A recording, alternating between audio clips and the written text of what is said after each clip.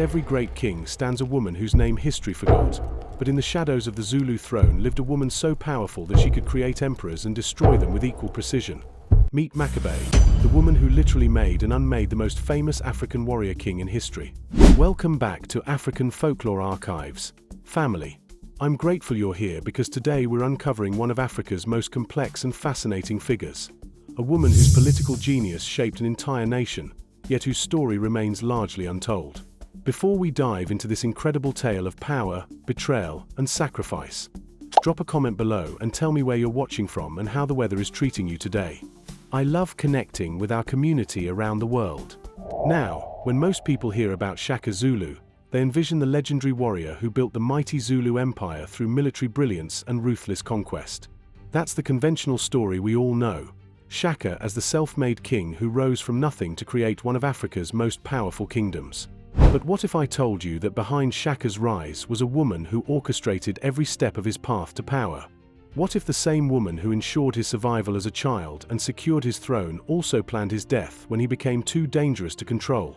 This is the story of Mkabayi Ka, a Zulu princess whose strategic mind and political ruthlessness would make Machiavelli look like an amateur.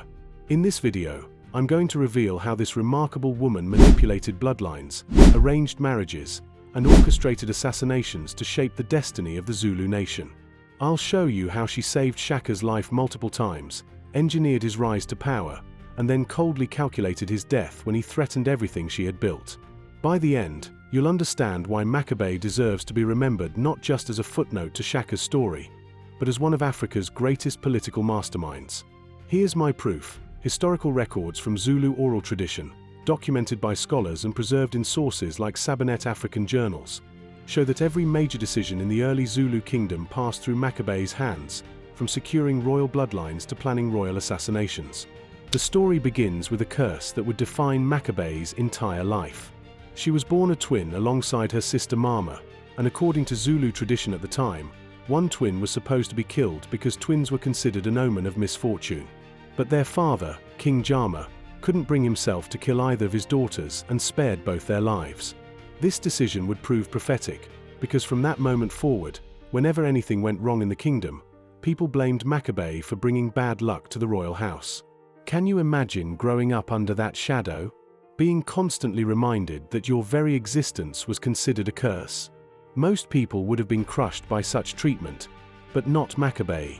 Instead of retreating into shame, she developed an iron will and a strategic mind that would eventually control the fate of kings. The accusations that she brought misfortune to the kingdom would ironically drive her to become its most devoted protector and its most calculating power broker. As Mkabayi grew into adulthood, she watched her aging father King Jama struggle with a problem that threatened the entire royal lineage. He had no male heir to inherit the throne. This was a crisis that could have destroyed the kingdom, leaving it vulnerable to conquest by rival clans. But Mkabayi saw opportunity where others saw disaster. What topic baffles you most about African history? Drop it in the comments below and I'll research it for a future video. Your curiosity drives the stories we explore together. Here's where Mkabayi's political genius first revealed itself. Without her father's knowledge, she secretly arranged for a woman named Mthania to marry King Jama. This wasn't just matchmaking, this was strategic dynasty building. Mkabayi understood that the kingdom's survival depended on securing the royal bloodline, and she was prepared to manipulate her own father's personal life to achieve that goal. Her plan worked perfectly. Mthania gave birth to Senzangakona, who would become Shaka's father and continue the royal line. But Mkabayi's intervention went far beyond just arranging a marriage. She had essentially created the future of the Zulu kingdom through careful manipulation of bloodlines and succession planning. This wasn't love or sentiment. This was cold political calculation designed to ensure dynastic survival. When Senzangakona grew up and had his own romantic affairs, including his relationship with Nondi that would produce Shaka, Mkabayi was there again, working behind the scenes to protect the interests of the kingdom. Shaka was born out of wedlock, making him technically illegitimate according to royal protocol. In most kingdoms, this would have ended any chance he had of ever claiming the throne. But Mkabayi saw something special in the young Shaka, and more importantly, she saw how his unconventional birth could actually be turned into an advantage. When political tensions made it dangerous for Nondi and her son to remain in the royal court, Mkabayi arranged for their protection and ensured Shaka's survival during his vulnerable childhood years. Think about the strategic thinking required here. While other members of the royal family saw Shaka as a potential embarrassment or threat, Mkabayi saw him as a future asset. She was playing a game of political chess that extended decades into the future, positioning pieces that wouldn't be moved until years later. After Senzangakona died, the succession should have gone to his legitimate sons, but Mkabayi had other plans. She had spent years cultivating Shaka's military talents and building support for his eventual claim to the throne. When the moment came, she used her influence and political networks to bypass the traditional succession and place Shaka on the throne as King of the Zulus. Like this video, comment, and subscribe to support this channel. Your subscription is tremendous support for me, and it means the world to me as African Folklore Archives is still growing, and every subscriber helps us reach more people who need to hear these powerful stories. Under Mkabayi's guidance and with her political backing, Shaka transformed the Zulu kingdom from a minor clan into a military powerhouse that dominated southern Africa. His innovative military tactics, administrative reforms, and conquest campaigns created an empire that stretched across vast territories. But here's what most histories don't tell you. Mkabayi was the power behind the throne throughout this entire period. She advised Shaka on political appointments, helped him navigate complex clan relationships, and provided the institutional memory that kept the kingdom functioning even as it expanded rapidly. While Shaka was out on military campaigns, Mkabayi was managing the domestic politics that held everything together. She was essentially serving as the kingdom's chief political strategist, using her decades of experience to guide the young king's decisions. But then something changed. After the death of Shaka's mother Nondi in 1827, the king began to spiral into increasingly erratic and tyrannical behavior. His grief over his mother's death transformed into murderous rage directed at his own people. He ordered mass executions of anyone he suspected of not mourning adequately. He banned agricultural activities and sexual relations, creating economic chaos and social unrest. Most disturbing of all, Shaka began making decisions without consulting Mkabayi or the other traditional advisors.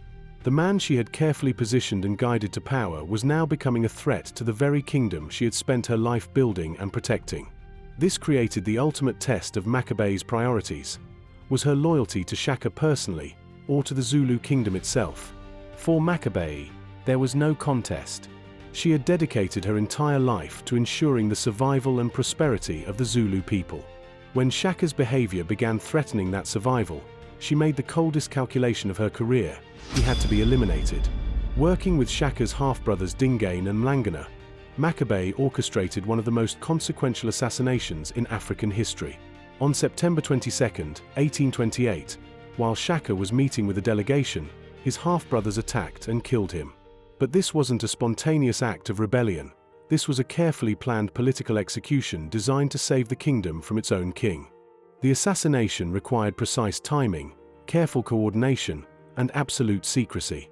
Mkabayi had to ensure that the killing would be seen as legitimate by the Zulu people, that a suitable successor would be immediately available, and that the kingdom wouldn't descend into civil war. The fact that the transition of power proceeded smoothly demonstrates just how thoroughly she had planned every detail. After Shaka's death, Mkabayi continued to exercise enormous influence over the Zulu throne. She helped ensure that Dingain, one of the conspirators in Shaka's assassination, became the new king. But even with a new ruler, she remained the power behind the scenes, advising on policy, managing clan relationships, and protecting the kingdom's interests. This continuation of her influence reveals something crucial about Mkabayi's character. She wasn't motivated by personal ambition or family loyalty, but by a deep commitment to institutional stability. She had created kings and destroyed them based on what she believed was best for the Zulu people as a whole. Comment below and let me know which aspect of Mkabayi's story intrigued you most. Was it her ability to manipulate royal bloodlines to secure succession? Her cold calculation in arranging Shaka's assassination when he became tyrannical? The way she maintained power behind the scenes for decades? Or perhaps her ultimate sacrifice of personal happiness for the sake of the kingdom? Your thoughts help shape the stories we explore together.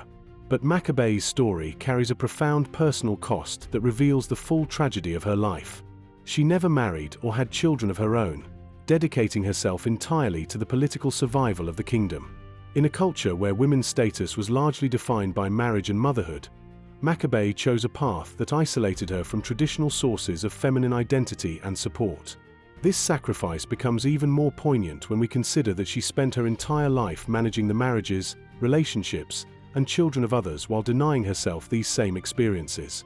She arranged her father's marriage to secure an heir, protected Shaka and his mother during their exile, and orchestrated multiple royal successions, all while remaining personally unmarried and childless. The loneliness of her position is reflected in historical accounts of her final years. By the time Pand became king after Dingain, Mkabayi was an elderly woman whose political influence had diminished with age. She died in 1843, isolated from the kingdom she had spent her life serving, with no husband to mourn her and no children to carry on her memory. Yet even in her isolation, she had achieved something unprecedented in African history.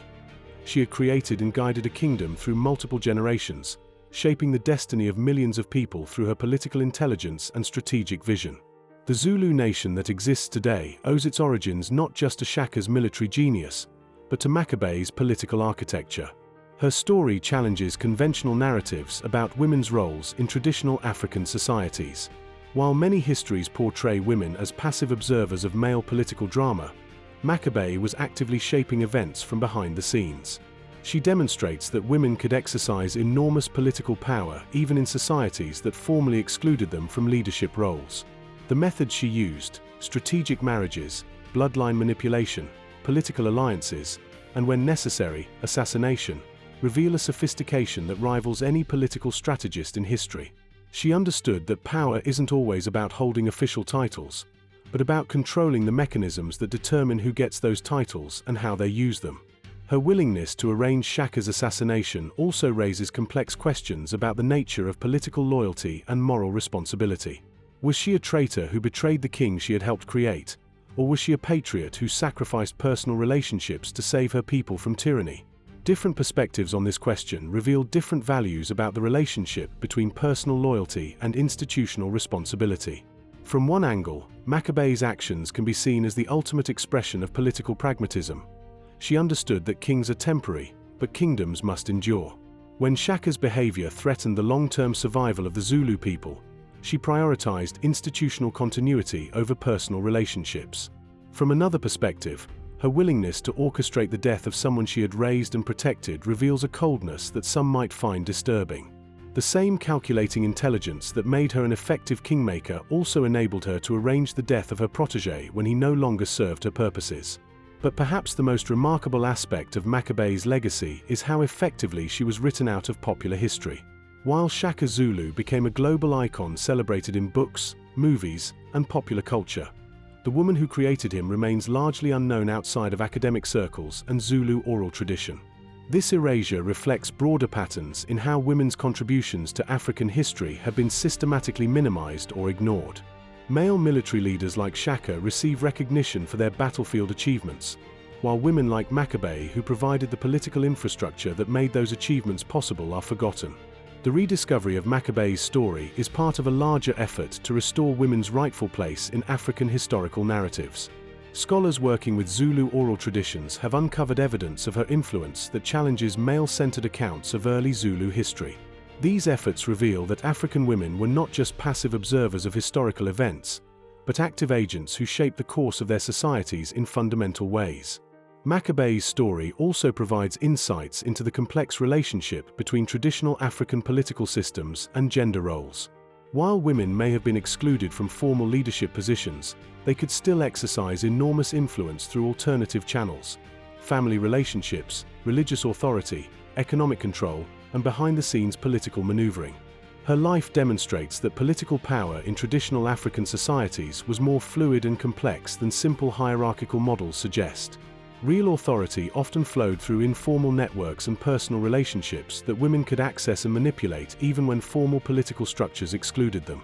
As we reflect on Mkabayi's extraordinary life, we see a woman who embodied both the possibilities and the limitations faced by African women in traditional societies.